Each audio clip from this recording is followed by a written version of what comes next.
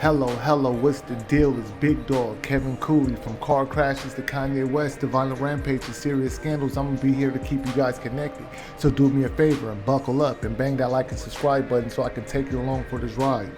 Right now, we're going to Skid Row, Los Angeles, California, to visit Amanda Rabb's. Unfortunately, she has passed away, and I was doing some internet surfing and I stumbled upon this situation, and yeah, it's awful. It's tragedy. Let's go. This article was written by Olivia Winston, June 21st, 2021. Soft White Underbelly star Amanda Rabb died at age 25. Amanda was first introduced to the world on a YouTube series called Soft White Underbelly, produced by Mark Lunta. The series uncovered the lives of prostitutes, survivors of sex crimes, violence, and incest, pimps, gang members, the marginalized addicts, and the likes in intimate discussions where the producer, Linta, allows the individual to share their unfiltered stories and experiences. Amanda's story was one of the many to be featured in the series and included repeat interviews that followed her journey of addiction and recovery.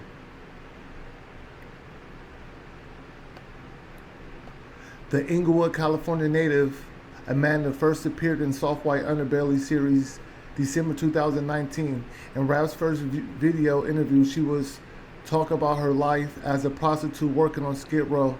Rabb started off the interview discussing her childhood as being a typical upbringing. Aside from her mother not raising her due to drug addiction, Rabb was raised by her father, Larry Rabb, who was introduced later in the series as a supportive parent who had a close relationship with his daughter and was struggling to help her.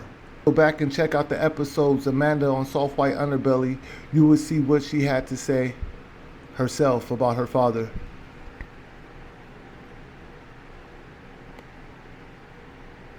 You can say that she wasn't in her right mind, but she did say what she said, and that he was a pervert.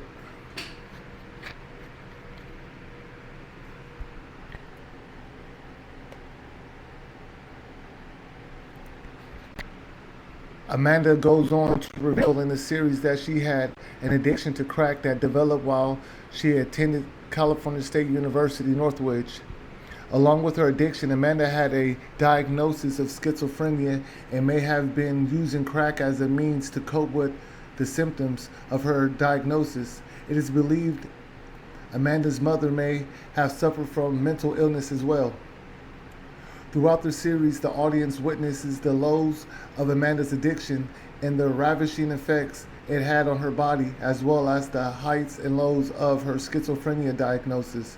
Amanda appeared many times on camera, not at base and high as she described, robots controlling her mind and her thoughts. Let's stop right there. Okay, let's slow down. When you guys go back to the Soft White Underbelly interview, Amanda says nothing about robots controlling her mind until she meets Luma Jermakovich, the devil. The reason why I refer to her as the devil because that's what she told Adam to refer to her as. Who is Lima Jermakovich? Lima Jermakovich is the founder and CEO of Aurora, a data-driven technology platform for healing mental health disorders. She is a mixed reality experience designer specializing in clinic VR system with a focus on digital treatment tools for substance use disorders. Now do we see why Amanda was walking around saying robots were controlling her mind and her thoughts? Maybe it's because they had a VR headset strapped to her head and it was really controlling her thoughts. But they're going to blame it on the schizophrenia. We're going to read in this article how and why Lima Jermakovich got involved in Amanda's life. Soft White Underbelly and a strange connection with Adam 22 of No Jumper. Take into consideration the article is going to explain what Lima Jermakovich, Aurora Mental Services, is about, conveniently leaving out mixed reality experience. Let's read. News.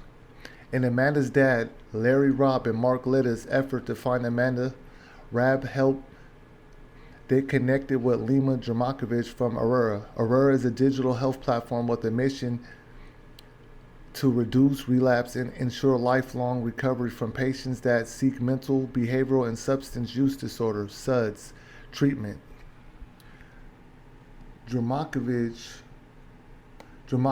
did attempt to support Amanda's father, in quotes, who she said was a pervert, out of quotes, back to the news, is gaining POA after the first trying to obtain conservatorship over Amanda.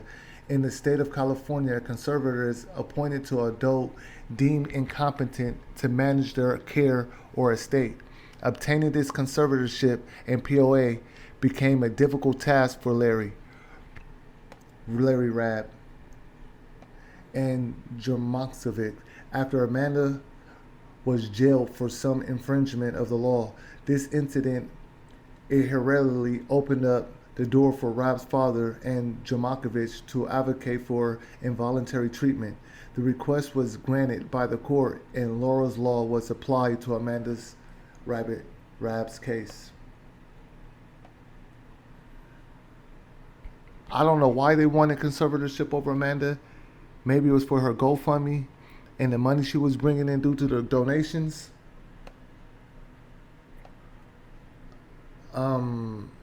It could be a lot of things that they wanted conservatorship, but they really wanted conservatorship over her, to the point that when they got the conservatorship, she died a short time later. And you have to remember that she was living on the street for a long time and she wasn't dying. But when she got the conservatorship and got sent over to this place that she was at, you know what happened. She didn't make it. Sidebar. Olivia Winstrom is the writer of this article. Olivia Winstrom, the writer of this article, is writing from a biased perspective or intentionally holding back the truth. But why, you may ask? Just simple case of unprofessional journalism and wanting to get information out first. Amanda ends up losing her complicated but beautiful life due to experiments and drug being tested on her. Let's keep reading. Amanda's last appearance on Soft White Underbelly was April 8th, 2021. She was expecting discharge from the rehabs as she was only a couple months away from completing treatment. Mother's Day, May 9, 2021. A month later, Amanda was found unresponsive in her bed at the recovery house and declared dead. Her death was just as much as a shock to her father and Jermakovich and Lumita as it was to her viewers. In a follow-up interview with her father and Jermakovich,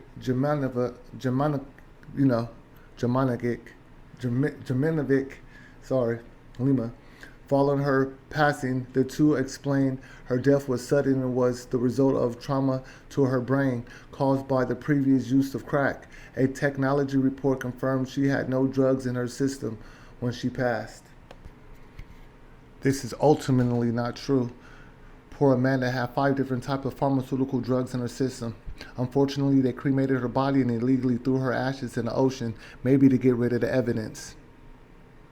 With all these blood-sucking, money-hungry thugs involved in Amanda's situation, I'd be paying close attention to her insurance or a life insurance claim or policy. There's so much going on. I'm going to have to do a part 2 about Lincoln Adam 22, Lima Jermakovich, and Mark Litta. Until then, get your life right, follow Christ, and quit the dissing. I am Kevin Cooley, your man and not your boy, Big Dog. Let's go. If you like what you're hearing, please don't forget to thumbs up and hit that like and subscribe button, and leave comments below for any questions that you have.